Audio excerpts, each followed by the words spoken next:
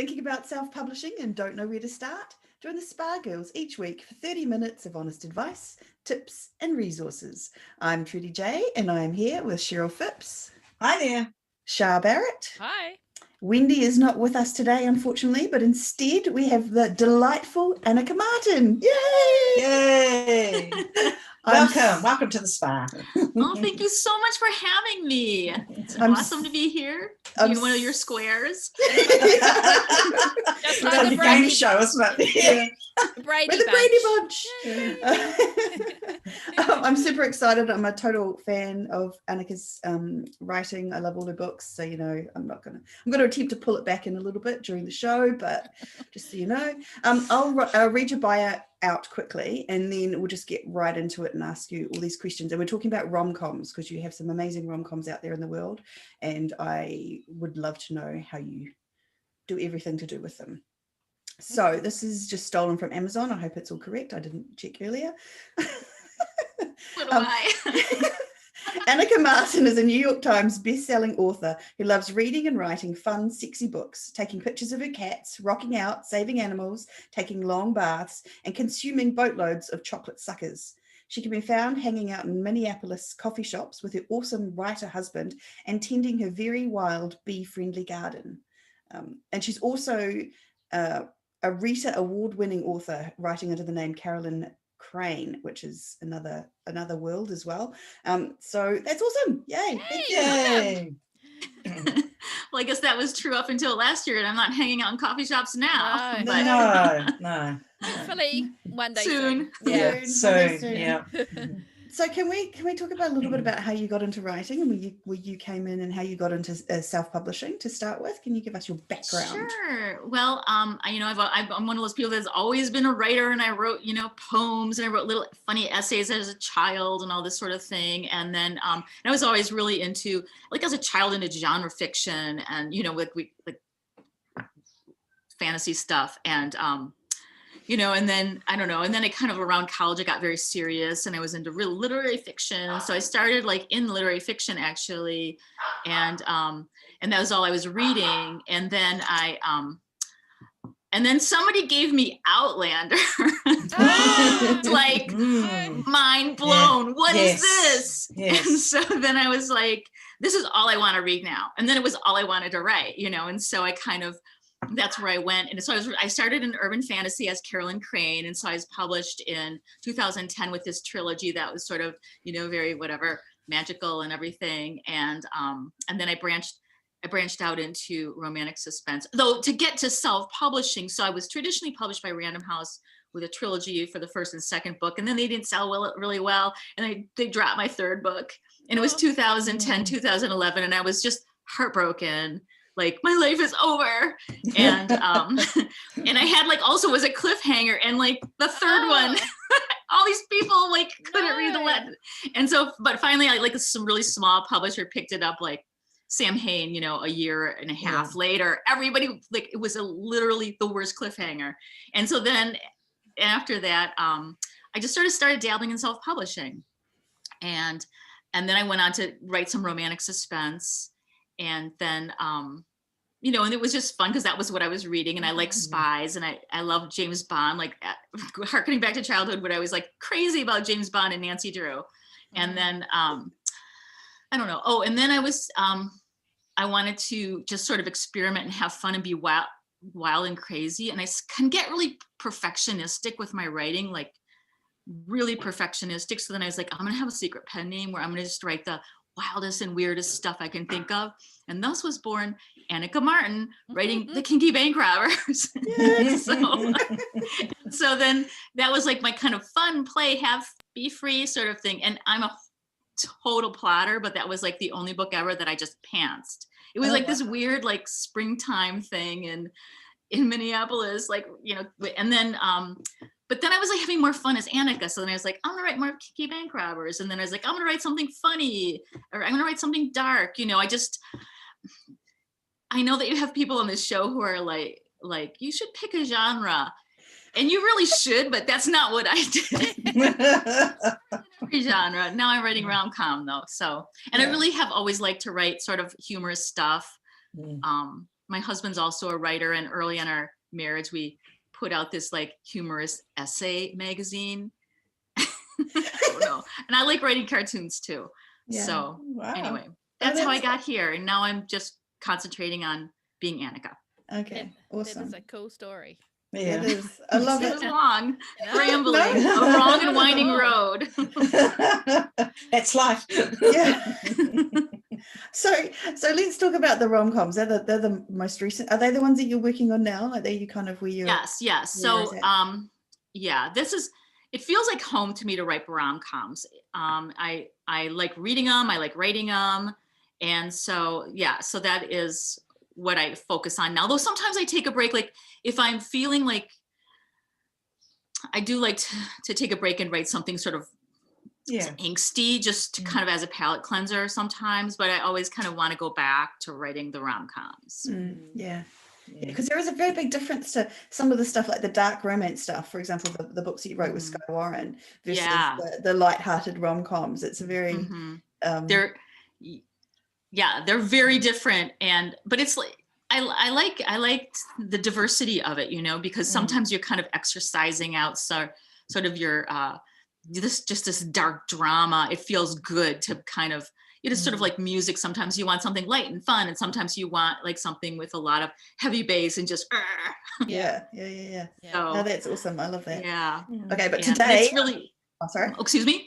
I was going to say, we're going to focus on the rom-coms. We're going to yes, but we're going to talk about that. That is what I'm doing now. So that is what we're doing now. And I love it. Yeah. So with the rom-com, like, how do you define it? Like, what is a rom-com to you? Like, what are we talking about? Yeah, that is a really good question, because it's a very popular genre now. So it kind of, the definition's been really stretched, and and I'm fine with that, because I mean, rom-com and romance itself is such a big tent. And so, I mean, I've seen people calling, just sort of somewhat witty contemporary, rom-com. And it is a kind of rom-com. There's so many different kinds, just like there's so many different kinds of mysteries or whatever. But, like, if you're going to say what's a rom-com, I kind of like, I know it when I see it, right? I mean, I think, like, obviously it needs to be funny in some way. Sometimes it's a funny overall setup. Like, sometimes it's physically funny. Sometimes it's more funny on the level of lines. Sometimes, I think different writers come to rom-com in different ways. So, like, how would I define it? I mean, like, maybe your definition for your books, how when you're coming to it, what do you look for? Well, I'll just tell you how I think about it, I guess, because I think defining it, I just think it's like a funny romance, really. Like, that's all I think, really, if it boils down to a funny romance. So, like, the things I think about, though, are like, when I'm approaching a rom-com, I'm always, personally, I like to think about one kind of what I think of as a marquee funny scene. Like, I'm always looking for, and sometimes I even start with that, even if it gets wiped out in the book.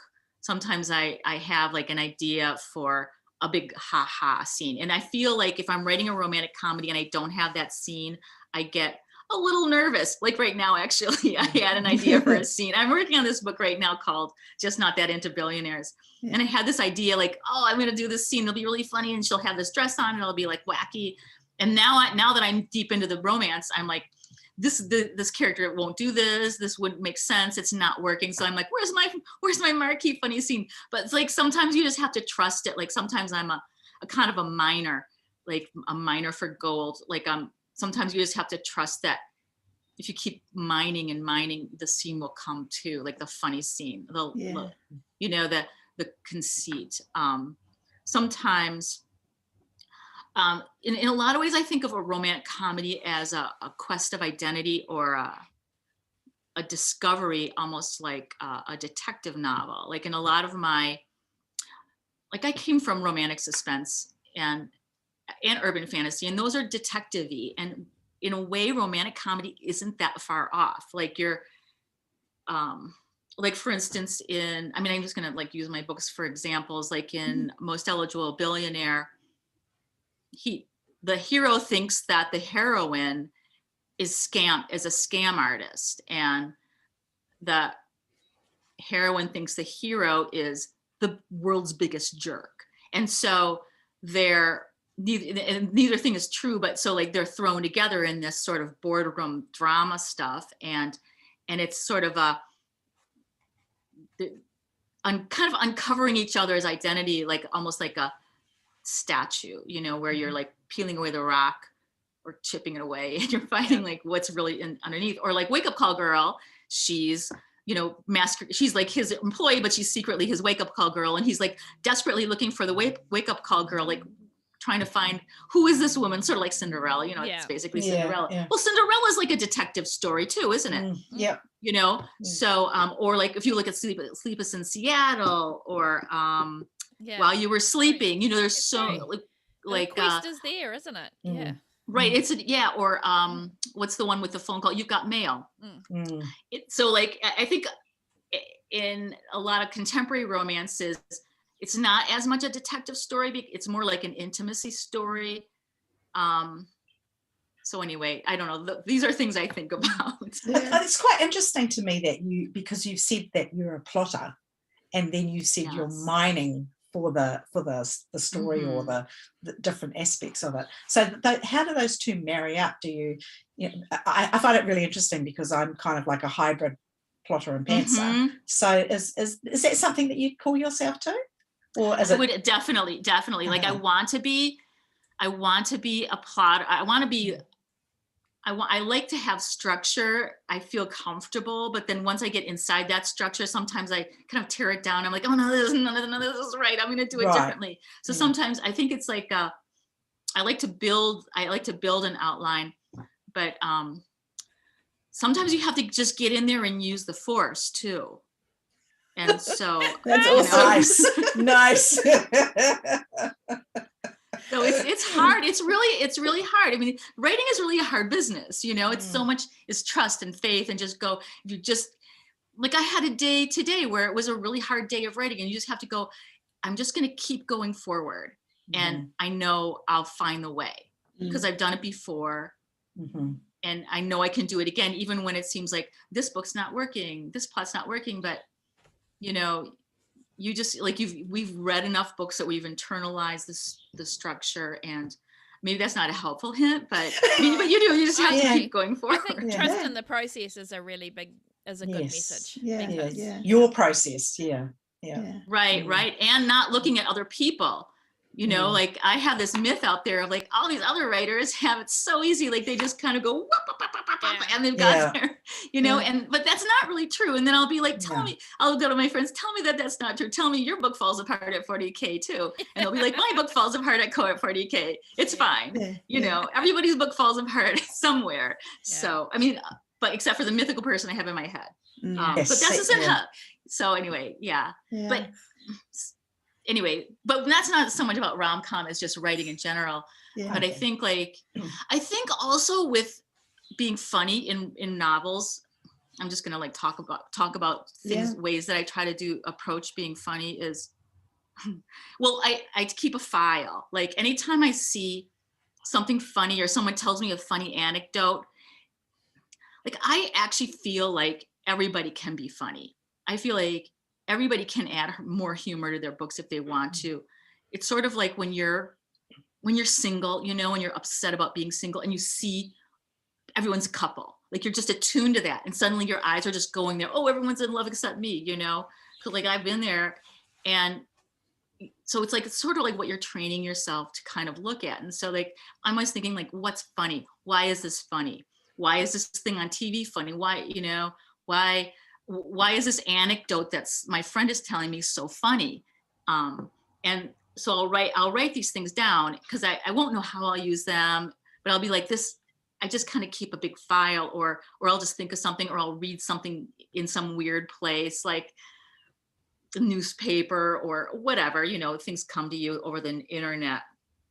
And so you start like looking at things and knowing that. And so then you have like a file of stuff to kind of use. And also sometimes when I read other books that I think are funny, I'll actually like just kind of copy down and look at the jokes and I'll go, why is this funny?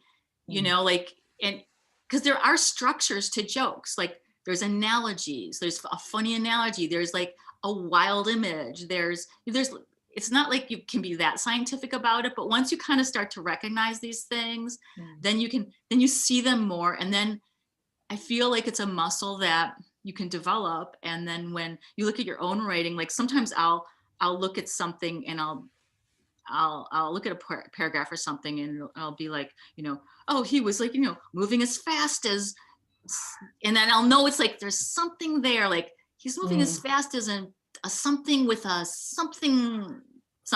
I'll know that it's there. So I'll just mark it, because I know I've learned to kind of recognize just on the sentence level.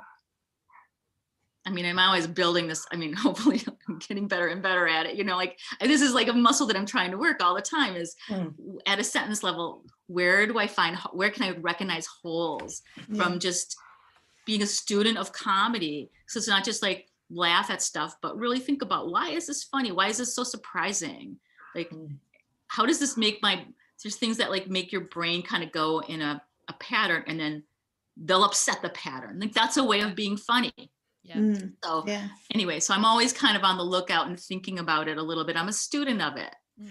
That's really interesting to me, because it's almost like these layers of it. Like you were talking before about the book, and I forget the names of them, but it's Henry and I can't remember her name, but she has dog Smuckers. Vicky Vonda. Yeah, Vicky, that's right.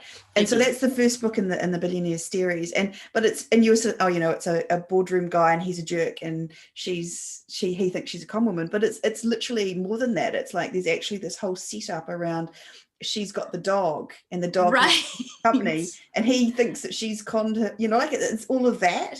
And then that's a funny situation. But then you're also getting down like right into the, the gritty detail of like the sentence structure and being funny at that level too. So it's almost like it's not just about that, you've got to think about it at every layer.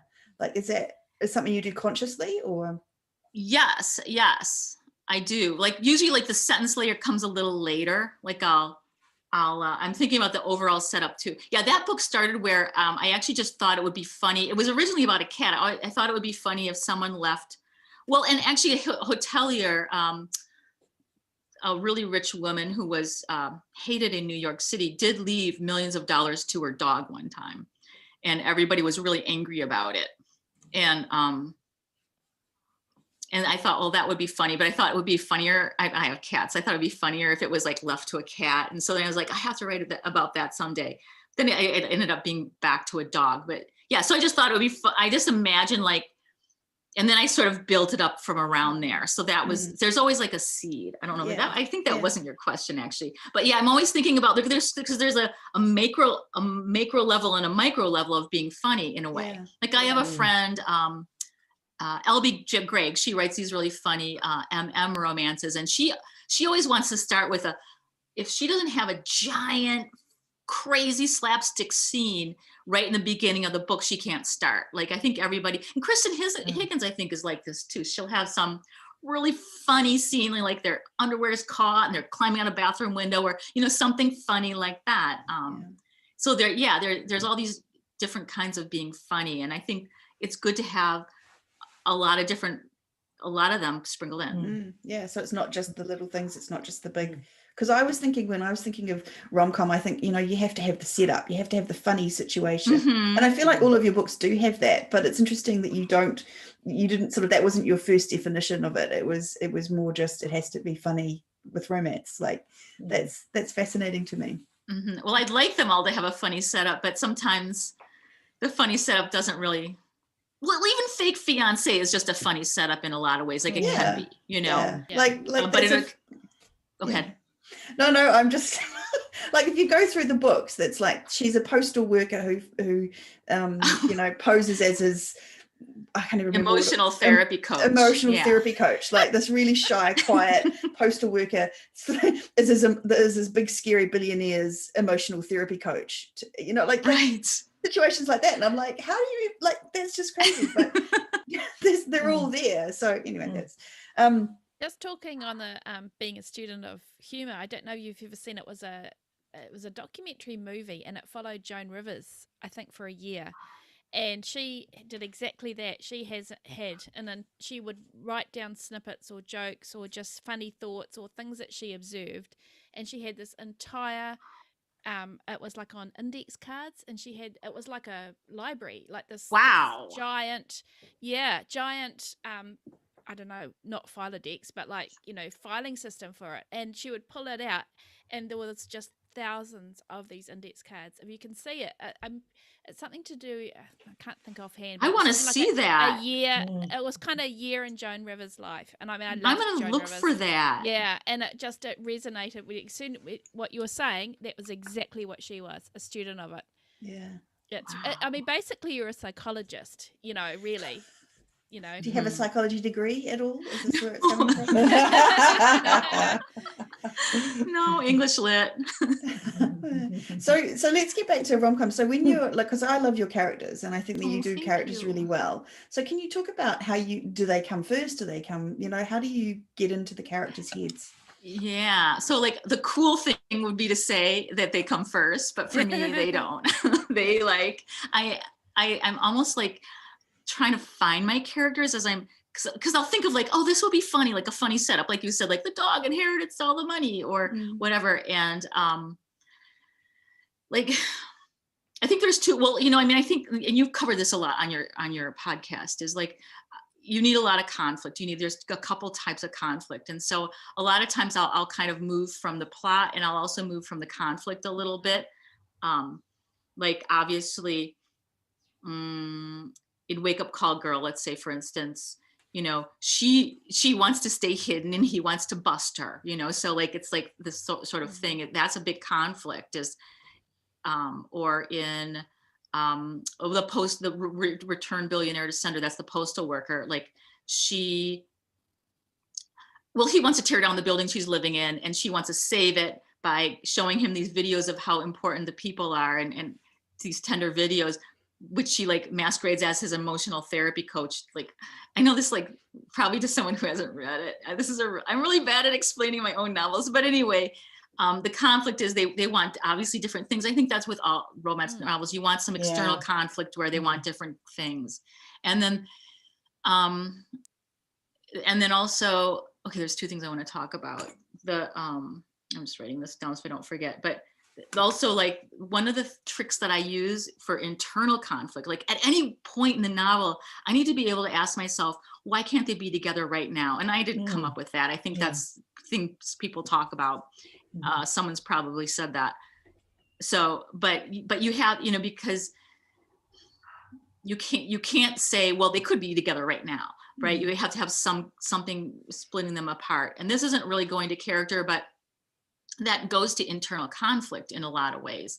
And one of the things that I'll do with my characters is I'll give them each a motto, and like a wrong motto. And this is a little bit of my twist on Michael Haig, which I know that you guys have mentioned on the podcast, and I love, I'm sort of a nerd about Michael Haig. He kind of riffs off of the hero's journey a little bit. And what he does is he has the characters moving from their identity, which is their like a wrong story about themselves, into their essence, which is a right story about themselves. And sort of it's both characters need to be kind of growing to deserve the love of the other, or to win it. And then, during the dark moment, they retreat back into their like false selves that like, everybody leaves me, I'm gonna like, shut the doors on you now. But then they're like, no, I'm gonna open them and be brave, and that's kind of like, in a nutshell, a romance journey. But like, but a lot of times I will give the characters like a false motto about themselves. I find that helps me, and then they repeat it a lot. So like, for instance, in Return Billionaire to Sender, the heroine is like, I'm not enough. That's kind of her story. She repeats, I'm not good enough, and I don't do enough, and I'll never be enough. Like I'm always, she has like wounds that sort of feed into that. Like, and then the hero is like, I'm a bad guy. That's, and so he's just like, that's how he goes through life. And that's why, in a way, that's why they can't be together in their minds. And so it's really hard to get that motto for me. Like I can't just, sometimes I'll be like, on this book, I'm going to start out knowing the motto, but it never works like that. Like I'm always like, no, this isn't right. And I throw away a bunch of mottos. And finally I kind of find the motto, and then I make them really say it a lot. I don't know why, but it just works for me to do this motto thing. So also, like, a lot of one of my favorite, in terms of heroine characters, one of my favorite authors is Cresley Cole. You guys familiar with her work in her Immortals series, where the women, what the heck are they called? The Valkyries. They're all like, I mean, I love them. They're all like, they love shiny things. They're very witty. They're like, her heroes are always very serious, and I'm a big vampire guy and so serious. And then her Valkyries, the heroines usually take the air out of them a little bit, right? And I was such a big fan of Cresley Cole. I know I never talk about this, but like, I feel like in a way I learned, I hopefully internalized some of that goodness, because in a way that's a way I think a little bit about my billionaires and my heroines, is that the billionaires are really puffed up like balloons, and the heroines are fun and witty, and they're being themselves, and they're just going about their lives, and they're trying to do their things, and they're like there with a pin popping that balloon. And it's funny because, okay, so like part of my problem today, where I was like writing like this book, right, and I'm like, something wasn't working, and I'm like, the hero isn't, maybe I'm not pushing him enough to be jerky enough, because it's in a way like humor needs a straight guy in a way. Like if you've got like, oh, he's a really nice guy, he's a beta hero, like it's not that fun then to take the air out of him. Or the English would say take the piss out of them, I guess. You know. And I don't know, I'm rambling, but that's kind of what that's kind of what's on my mind a little bit, and it's on my mind today. I'm like, why isn't this being funny? Like, so if the heroine's doing something that's going to annoy the hero, it's not that funny if the hero's just like this really nice guy. It's a lot funnier if the hero's like the biggest jerk in the world who's like really self-important. So, and also you don't want to make the heroine mean, do you? Because you don't want to be her to be a bitch or mean either. So it's kind of a balance. It must be a hard balance. It's a very hard. Like I really feel like I'm a watchmaker. Like once I get my plot down, I'm like, tighten this, loosen this. It's all about just getting balance. Like I'm a incredible rewriter. Like I rewrite. Oh, I love rewriting too. Luckily, so I like rewrite so much. Yeah. Okay. To do that. That's reassuring, because I'm thinking of all these things that you're talking about, and I'm thinking, holy cow, if I had to have all that in my head, I wouldn't write more than 10 words in a row without stopping and just so that's oh my God. Yes. And it's really hard. And sometimes I tell myself, I'm like, you don't have to have it all on the first draft, just get it down. Like Nora Roberts says, just get down that junky first draft. You know, but then you want it to not be junky. Damn it. So what is your process? So do you get out that first draft, or are you very like you're rewriting as you're writing the first draft? Like what do you do? Kind of a little bit of a mix. Like I'll generally outline, because I like to know where I'm going, even if I throw it away eventually. And then I'll write a bunch of it. And I will rewrite it. Like I'll sort of back up to look at what I did the day before. I've been experimenting with narration. Dictation. I'm not really sure. I don't feel like my mind is right there yet, but I want to be able to do it because I feel like it would speed me up. Because I'm a really slow writer. Like I can get out 1 or 2 books a year. But so anyway, I'll outline, and then usually the book will fall apart at some point midway through. I'll be like, this is all wrong. Everything's wrong. And sometimes I'll like kind of trash a lot of it, or sometimes I'll just change a lot of it. And then I'll like come back, and then I'll get it up to about 70%. And then I'll have another sort of crisis. That's where I am right now. And then I'll be like, oh, this is wrong. We have to, and then I'll be like, I really want to get to the end so I can kind of do the fun part of rewriting and making everything right. But I can't get to the end without going back and like reviewing all this other stuff. Yeah. So that's my process is like a lot of emotional angst. But that's not really, but is that helpful to people? I don't know. Yeah, no, it is. I think it's good to know that it's a messy process, shall we say? But I mean that respectfully, but it's, I think particularly the fact that you're saying that you're a slower writer too, that's also a very welcome thing to hear too for a lot of us. I think so. When we're hearing about so many people doing so much a year, it's nice to hear the other side of it, and that you can still be successful at that rate. So, Thank you. Yes. I mean, and I would change it if I could, but it's working for me. And I feel like, these books that we're writing are going to be around for a long time. So we might as well, I mean, people can crank out 6 books a year and the books can be brilliant too. I'm not saying like you have to go slow, but I'm not going to be upset that I'm just taking a long time to do these books, I guess. And that is just where I am stuck anyway. But I just feel like you just need a lot of faith in your own process and not looking at the other writers who are maybe going faster than you. I agree. So in terms of the characters, so when you create the setup, and so I'm obsessed by your characters. I can't help myself. So you.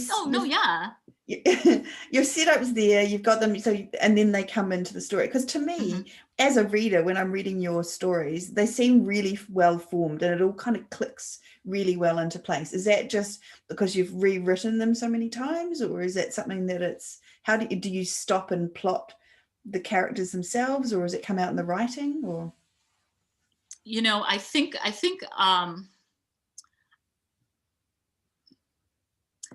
that's a really good question.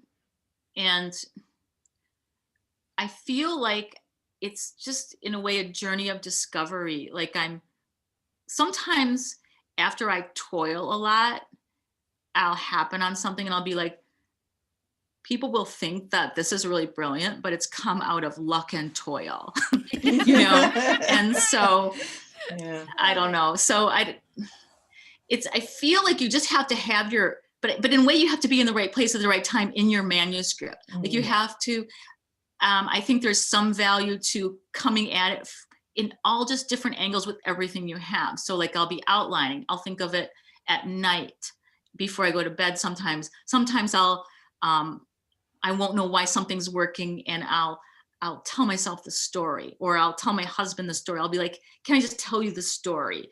Because I feel like there's a lot to, like, we're all just natural storytellers. So how would you just tell the story verbally to someone? Where are the places that you feel like it lights up, or it lights up somebody else? Where do their faces light up? And then that can give you clues. Sometimes I'll just, I'll think about it running, or sometimes it's just that I actually I'll go, if I'm losing faith, I'll go, what is funny in this story? What am I looking forward to in this story? I think it's really important to let readers have things to anticipate and look forward to, instead of dread. I think getting back to the characters, I think it's a really fun thing to do, to have the characters have really specific quirks, like they hate a certain thing. So I think it's important to think about reader pleasure, so that if a character hates a certain thing, the reader gets a great amount of pleasure seeing, if a reader if a hero hates clowns, it's very pleasurable for the reader for you to have clowns appear in the manuscript, that's funny for them. So I'm always thinking, so I guess it's just I'm thinking, where's the reader pleasure? Where's my pleasure? Where's the pleasure in me narrating it to myself? How do I tell the story to myself now?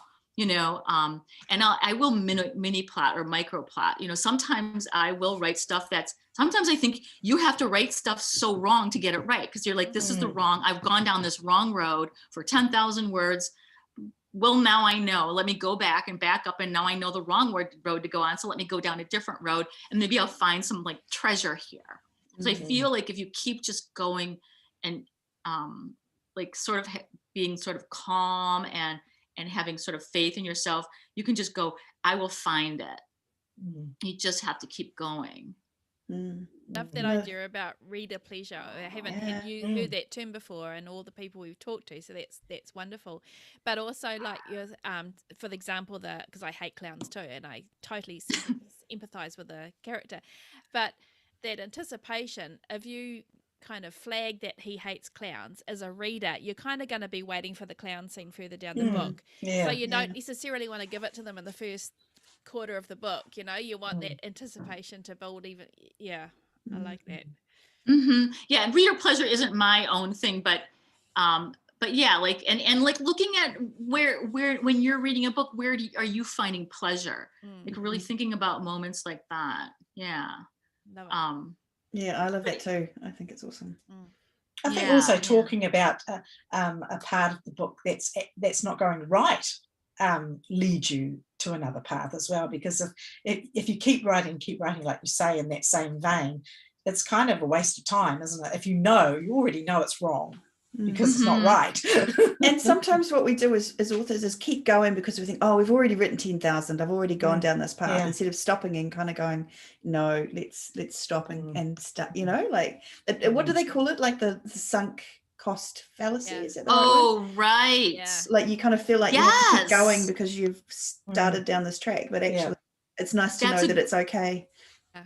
That's a great analogy. Yes, because I think wrong ways can show you things too, as well as right ways, sometimes it's weird. Like sometimes I feel like I'm writing this really complex thing, and then at the end of the novel, I'll be like, it's so simple now. But you have to go through all this complexity to get to this simplicity. Yeah. It's so weird. Cause like when I look at these novels that I've written, on this side, they look pretty simple. So in a way, it's just like fumbling through to find it, and then you find it, and then you know it.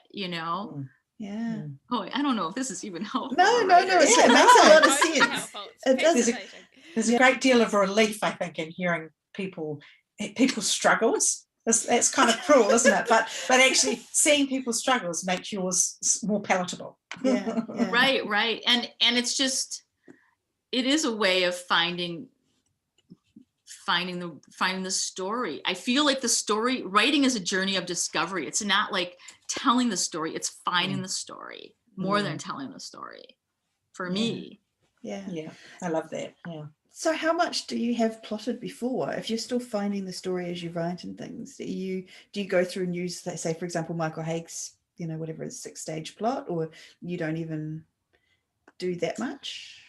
Well, lately I've been really moving from the dark moment, because I've had too many times where I have a dark moment and then it's not working out. And so like Michael Haig has that, it's that all is lost moment for him, 75%.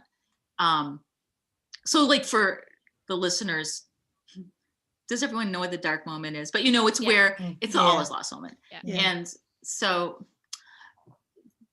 in a way, I guess what is your question again? Sometimes I'll think about the dark moment first. For some reason that has been working for me. Okay. That kind of makes sense though. If you're going to abandon them on the top of a mountain, then you can go back and retrace, like figure out how they got to that point, kind of thing. But that they've got to end up on two opposite, mountaintops, kind of thing. Right.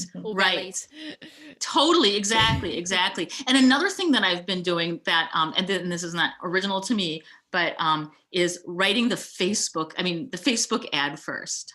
Oh, cool. Because like it gets you to kind of hone right down to that hook, and so some people write the back blurb copy first, and so I've sort of started to do that because kind of like it's important. Well, it's important. Who was that famous movie producer is like, I can sell any movie if it's got a good hook. Yeah. And I know the quote, but I can't think who said it. Yeah. Mel Brooks, I think. Oh, right. Okay. Yeah. Maybe. I don't know. But anyway, someone said it. And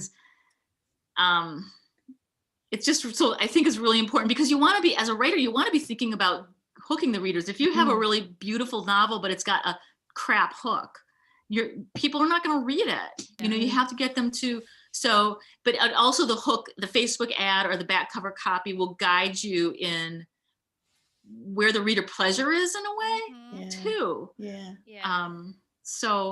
And it guides you as the author too. Like if you know what the hook is, it keeps you on track. You don't sort of go off on random tangents that have nothing to do with the main plot. That's awesome. I mean, you have several things like that. Then you've got like the character motto, and then you know the hook. Like these are all things that kind of like keep you on the straight and narrow and keep you consistent, I guess. Do you feel like? Yeah, absolutely.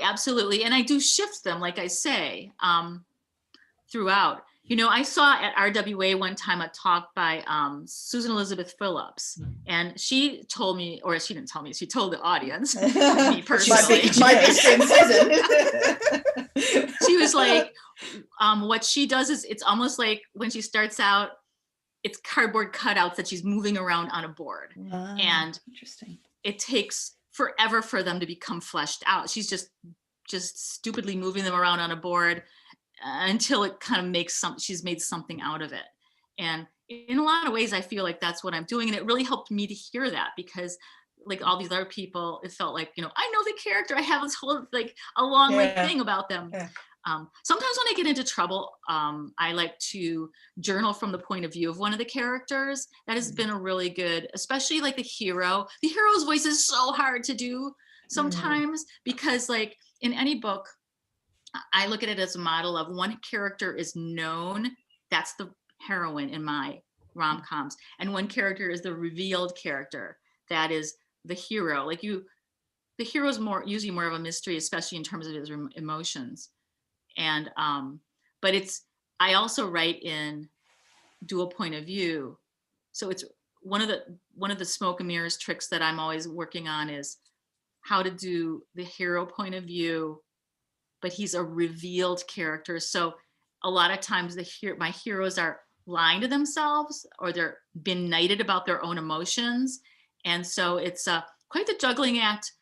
So my hero chapters are very difficult, and they're a lot of times all over the place while I'm drafting until I'm kind of chipping them away. And a lot of times I'm pulling away information. I'm like, the hero doesn't know this about himself. Like I'll have it down on a first draft, but then I'll be like, or the hero needs to be lying to himself even more, you know?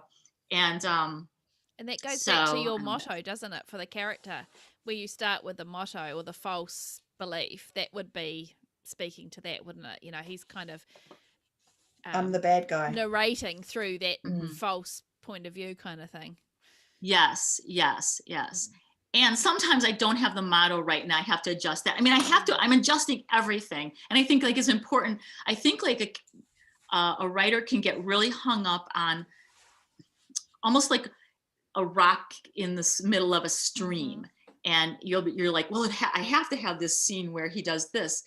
But sometimes you just have to take that rock away at some point. And you're like, oh my God, now the river is flowing. And so everything needs to be, everything needs to be on the table, and everything needs to be, you can take it off the table.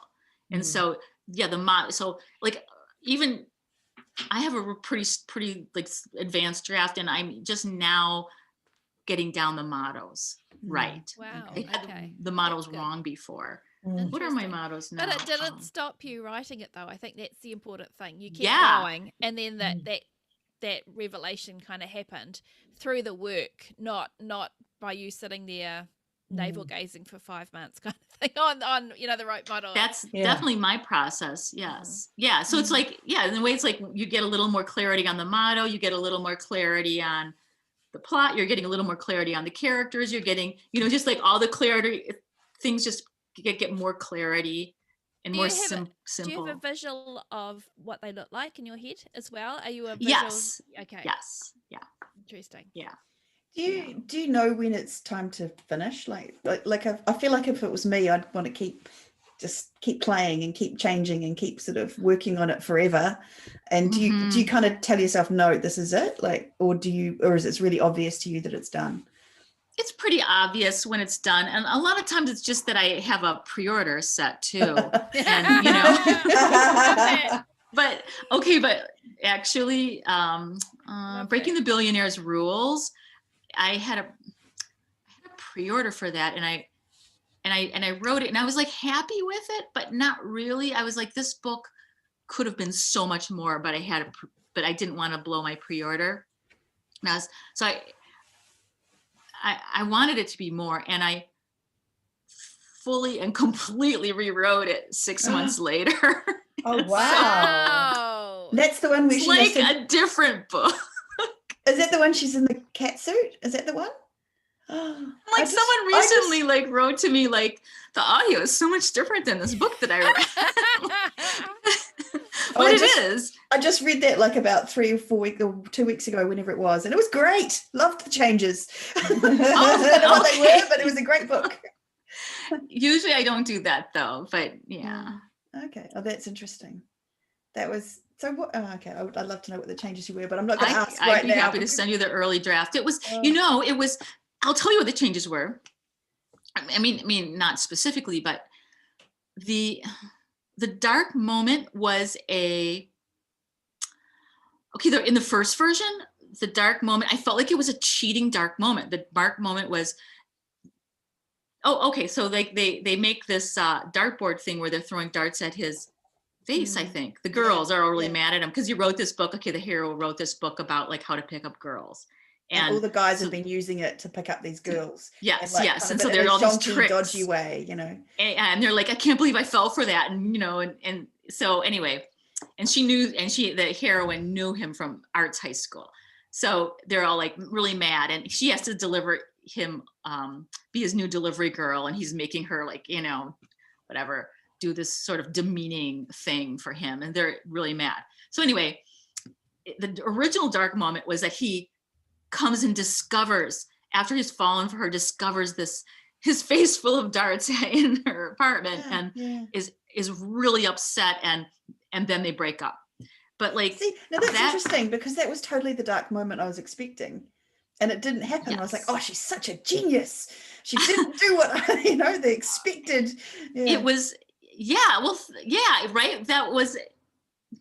It was what I was thinking about. Like, it was the obvious dark moment, and I went for it, and then I was like, this dark moment does not come from like the hearts of these characters. It's more like, oops, it's like I left out this piece of this incriminating thing, and now you're mad at me. But it wasn't like coming from their insecurities, it wasn't coming from their false motto about themselves, it wasn't coming from anything. It was just more like, oh, that was a dick move to do that. Now I'm mad.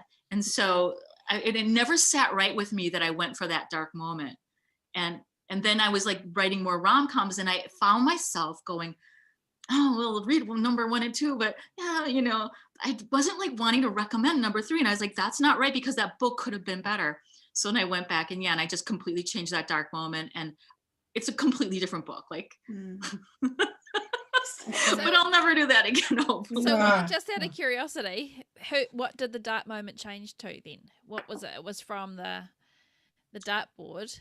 Okay, well, first of all, part of the dark moment was, maybe you can, like, Trudy, you might be able to tell me better, but like part of the dark moment was he never answered for his shitty book about, I hope I can say that. Yeah. About picking up women. Like they had kind of a fight about that. Yeah. And then he kind of didn't see what was wrong with it, did it? He was kind of like, oh, I don't get what your problem was. It was why is everyone mad? It was about helping guys who were shy picking up women, and he didn't realize that it had been used in Is that what it was? Yeah.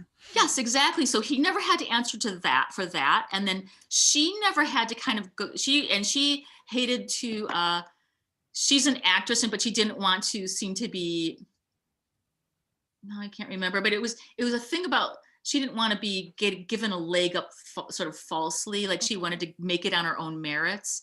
And so there was sort of a misunderstanding where her insecurities about that were able to rise to the surface instead of just mortification that he saw the dartboard. Yeah. So it's really that much more deeper mind, if you like.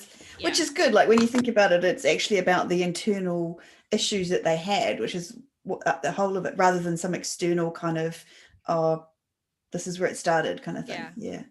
Yes.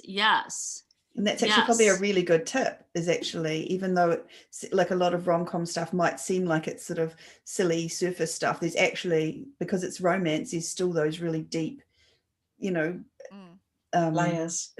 to them. Like there's the false motto that you've got to deal with and kind of work through. So totally. And another plotting device that I use is Gwen Hayes' Romancing the Beat. I think that you've talked about that on the show.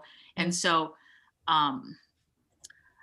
so that's also talks about like the internal dark moment being more about the fears than something external, like Rome, So I noticed on your books, your titles, you've got kind of a subtitle with actually really clearly puts out what the tropes are. Is that something you've done like for yourself when you start writing it, or is it kind of something that you've added later on in terms of the process of, like, I guess it would maybe go to when you were writing the Facebook ad, I guess you're kind of identifying, thinking, okay, this is a fish out of water scene, or this is a fish out of water trope. How do you go about identifying the tropes? Most of my tropes are kind of the same. They're like enemies to lovers, or grumpy, sunshiny.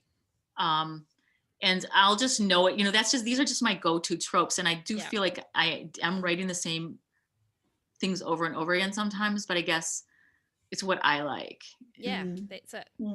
So, So usually, I love those tropes too. You see, that's the thing. I think that's why I connect to your book so much, because I love that's what I would read all day long if I had the opportunity, enemies to lovers, grumpy sunshine, so.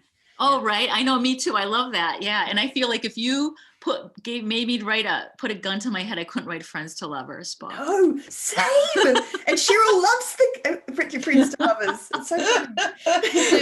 So what you guys are liking is the Pride and Prejudice, isn't it? Really? Yeah. It's the grumpy sunshine, enemies to lovers. Like it's a classic one. But the fact that you've actually got it out there, I think it finds people like Trudy that absolutely that's what they want. So yes, it's helpful. It's just marketing, really. It's helpful to tell the reader what they're in for. I mean, I think like the more you let the reader know what it's going to be, and also you'll get better reviews. You're just attracting the right kind of person that's going to like it. I just put it all out there. Yeah. So let's talk a little bit about the marketing. Let's move on from the, and so what do you do? Like, so one thing I'd like to talk about is your covers, because I did notice that they had a different cover. I saw it back on Twitter somewhere. And then the covers you've got now, and the covers you've got now seem very on point for rom-com. Is that just because fashion's changed, or is that like, did something happen with that? That's a really good question. My first cover was actually, I was doing man faces. Well, my first one was, the first title was, instead of Most Eligible Billionaire, it was Most Eligible Bastard. And and it didn't sell that well. And then someone was like, that swear word tweaks people in like the Bible Belt, and it tweaks people. It's just like, it's just sort of like, and they don't like it. It's got negative energy to it. And then I was like, God, and so then I went for the billionaire thing, because that's like a thing that it's just sort of like a keyword in a way, I guess, to be perfectly honest. It's a keyword, and it's like a trope too. Billionaire is a trope. And it was just like, it's just like widening my net, and he was a billionaire. So, but then back to the covers. So there was I had men on the covers, man faces, and I do like the cartoon covers, and it was just a marketing choice. Like, I wanted to go with cartoon covers actually early on, but then I had the man face covers going, and so I was like, well, let me keep this consistent. But then meanwhile, like, everyone was getting cartoon covers, and I felt like maybe about 2 years ago, the cartoon covers were looking very New York publisher, and I felt like that kind of says quality, in a lot of ways to a lot of people. And I wanted my covers to say that. So I switched them, and Did you see a difference? Was there a significant difference in terms of? Yeah. I feel like, I mean, it's hard to say, because like I switched them but I also had put out 2 books that year. So like my sales have been rising on that series a lot. And I don't know, it's always hard to know what's due to what. Is it the covers or not? But I do feel like the covers are the right covers for that genre. Like I feel like also the covers are becoming more specific, like in the world of romance. Like people look at a cartoon cover now and they're like rom-com, but they look at a man-faced cover now and they don't think that, unless it maybe has really cartoony writing on it. But I think 2 years ago that wasn't the case. So I feel like cover fashions are evolving, and so I'm just trying to kind of stay with that.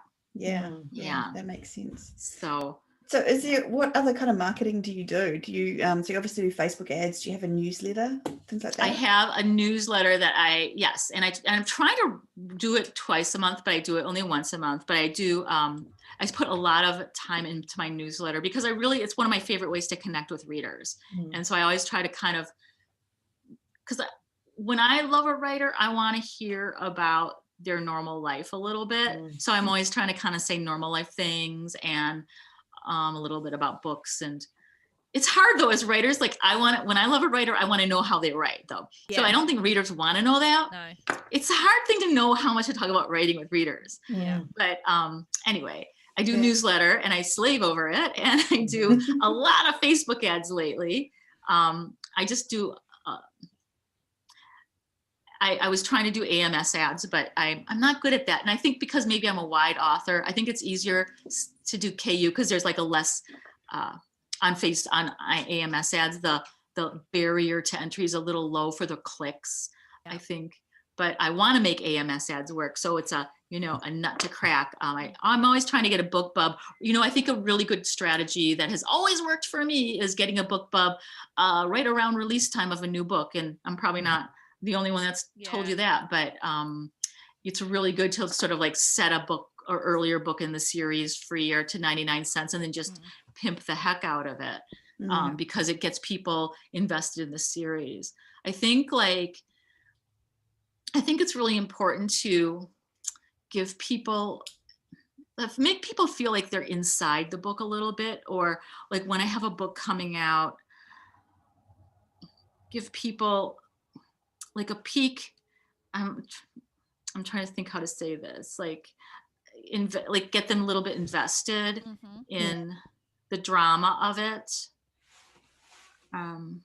That makes sense. Yeah, just creating the hype that it's coming and you really want it, and exactly. Yeah. So I'm doing a lot of Facebook ads now. I'm doing a lot of Facebook ads all the time. That's not something I wasn't doing, but I figured out that my best entry to the series is Wake Up Call Girl, even though it's number 2, but they're all standalone, so it doesn't matter. See, no, that's the one I started with too. Isn't that interesting? Because, but that's the one that appealed to me the most, like for whatever reason.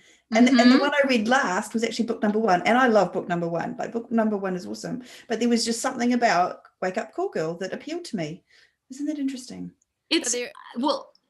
I think that's just, and it's something that I didn't know about the series at first because I was trying to pimp number 1, but then I realized it's sort of a more complex hook. But Wake Up Call Girl, it's like, what is she calling about? What do they say? Is there like sexy talk? Yes. I mean, so it's just, so that's like and it's just like a fan favorite. So once you figure out the entry and the entry point, it's in a way is was letting the readers lead me to it without, I think so much about marketing is, it's almost like being a sailor and going, where's the wind? Yeah. It's so true. So so they're all standalone, all your books, Annika? Okay. All this rom-coms, yeah. Okay. Interesting. They kind of all link in, like they have the same. They're often in the same building, and it's connected by the women rather than the men per se. Yes. They all know each other. So, like, I guess if you started with number 5, then you'll know that like this couple's together. That's from book number 1, but it's not that big of a spoiler. Yeah. No. There's no spoilers. But you see, and like in book number 1, there's that dog, and I always make sure that the dog appears because I really like the little dog, and people like seeing the little dog. Like, What is it about dogs? His name is Smuckers, Muckers, yes. And it's Vicky that does the jewelry, isn't it? So she's got this amazing Yes. jewelry line, and it's like a necklace that says "Smuck You." Yes, And she that- has a little and that it- jewelry. Yeah. Yeah, and it Love appears it. in later books, and so it's all very interlinked, which is great. I think as a reader, you're kind of looking for the little things. It's like, oh, look, it's Vicky's jewelry, and yeah. So have you always been publishing wide? Yes, I mean, I tried KU briefly with the bank robbers, like 3 years back, and I mean, I just put it in there, and I'm like, oh, this doesn't work, and I took it out again. I think like, but you know, like my readers are wide, and so I'm just like sort of going with it, and I think if you're going to go into KU, you have to just go all in, or go if you're wide. I don't know. Are you guys wide? No, have been. But I agree. No, not I now. think either it's too hard to. They're two different approaches, and I think it's very hard to do both at the same time for authors. Yes, Time is absolutely, limited. and it's a different readership too. Even though sometimes I look, there's a lot of rom-coms in KU, so sometimes I'm like, wow, but whatever. Yeah. I'm wide now, so I'm staying there. Yeah. I mean, You know, as readers, we can't get KU here in New Zealand, so we just, you know, like I almost don't necessarily, as a reader, I'm just like, I just buy the books, like it's not, you know, it doesn't even occur to me. But yeah, You can't get KU in New Zealand. no, Wow, I didn't know that. yeah. No. So it's not. It's, Interesting. it's mostly pretty much America and UK specific. I think they can get it in Australia now, like maybe, but it hasn't. But from their store though, and it might not be quite. Yeah. Yeah. Anyway, it's interesting, but anyway, so talking about the Kinky Bank Robbers series. So the other thing I wanted to just quickly talk about before we sign off here is I really think, and it's to do with your character chemistry between the two characters, but you write great sex scenes as well. So could you give, I don't know, a few quick tips about how to write? I feel like I'm kind of asking the world's hardest question. Like, just quickly tell us everything there is about writing a sex scene and doing it well. Like, just quickly. No, kidding. Well, let's see. Like, I think when I'm approaching a sex scene, I do think like in every book, I like to have one sex scene that's kind of transgressive and one sex scene that's kind of sweet. And by transgressive, I mean, like, it can be anything depending on the book. Like in a dark book, a sex scene is going to be very transgressive in it one way. But like with like a romantic comedy, maybe the transgressiveness can be like, it's in like a weird place where they shouldn't be.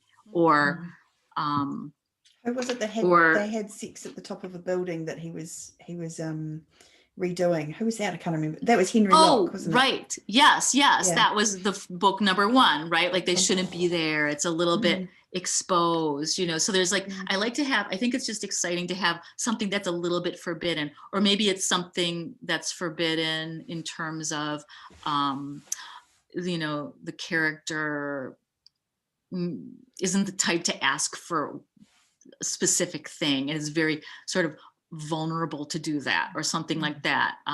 So transgression can, or like, you know, like, or like Pretty Woman where they won't kiss on the lips or something like that. You know, so there can be different, so then it would be very transgressive for that kiss to happen. So I like to, so as long as you kind of manage the reader to plant that it would be forbidden if it's something like the kiss thing, or if it's just like clearly forbidden, like, oh, look, everyone can see, like, we're in front of a plate glass window over all of Manhattan or whatever it is. You know, I think it's exciting. Like, I think a boring sex scene is like, come on, let's go to the bedroom now. You know, and have an expected thing, or if you skip stages, you know, like whatever. So I always go for the transgressive sex scene, and then I'll go for the sweet but vulnerable one where there's something, it's like, it's not just how can I make it hot, but how do these two characters have sex? Like, that's what you do really well. Well, thank you. I'm trying to think of like what's on my mind when I'm trying to do that, but like I think like Is it to do with their mottos? Like, so you think about, I'm not enough and I'm a bad guy. Could you be It can be a little bit, you could wind that. Yeah. I'm trying to think, like in Return Billionaire to Sender, in that one, she like makes these sort of sexy demands, that's really unlike her. And then she feels bad about it. And it leads to this whole thing about like, what can I ask for? Like, I'm not the kind of girl, I'm not enough. And I'm not the kind of girl who makes demands and asks for things. And so it was sexy that she did it. And so there needs to be something in their heart a little bit, that's coming out. Or like, do you Molly O'Keefe, M. O'Keefe does this really well. And we talk about this a lot, where they're like bringing vulnerability into it. And like one character, like having a mask fall off, or one character begging for a mask to fall off, or like a character going, stop making a joke, I want this to be serious, like asking or pleading for something that's real. So he's kind of trying to find some real bones in something, and not just like hot, though I like, you want it to be hot too. And I know that people talk about invoking all 5 senses, and I think it's really important to slow down and do that. Like really think about every moment, short sentences in every moment, like, how like in a musical where they'll even like the mailman will have a song to sing, right? Like they'll stop and like something's happening. And so like, I think like in a sex scene, you kind of want, what's happening with, there's so many ways to like look at senses, like just stop what you're doing, like stop the scene, stop going like, and then he like unzips, her belt. But it's like, what does the ground feel like? Like, what does your skin feel like? What is the breath doing? What is like you can expand the smallest moment out. And that I think makes it hot, right? Yeah. I like that. That's a great tip. Yeah. Do you tend to write the sex scenes from the heroine point of view, since she's kind of the reader, if you like, or Would be Jill, wouldn't it? the other way? It just depends on the scene. Like, I think it depends on who I want to keep cloaked in a way. So a lot of times it is good to go from the heroine point of view. I think that can be hot because you're like, the man is mysterious, like what's he going to do? But there are times where I'm like, it's better to go from the hero's point of view. Like maybe, I think I'm not going to say, I've heard someone say one time, who has the most to lose? And I think that's a good tip. Yeah. But it's also like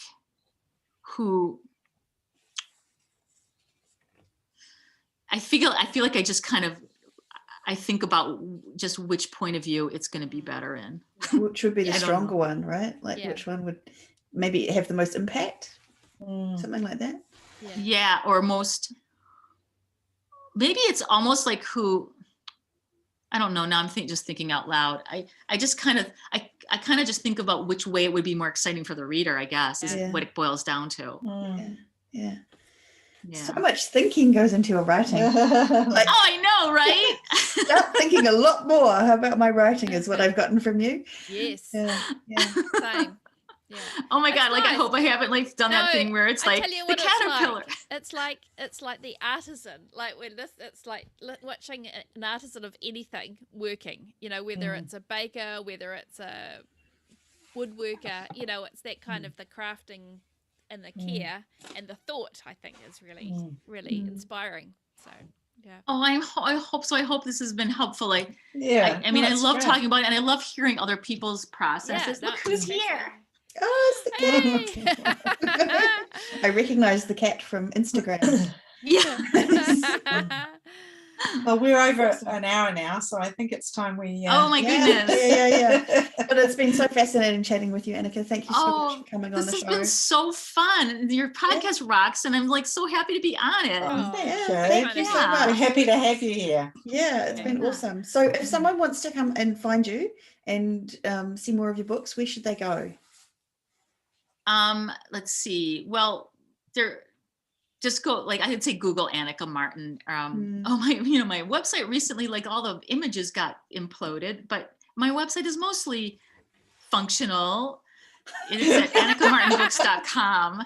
Like, I want to, and I like do it all myself. So I haven't been able to like get the images back on, but AnnikaMartinBooks.com does have links to all of my books, or else just like any vendor. Cool. Yeah, awesome.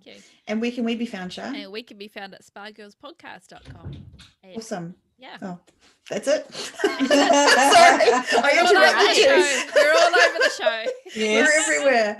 Awesome. Well, thank you all for listening to another episode of the Spa Girls podcast. Thank you so much for coming and joining us, Annika. We've really appreciated it. Thank you so much. It was fun. No worries at all. That's all for now. Farewell. Keep well. Bye.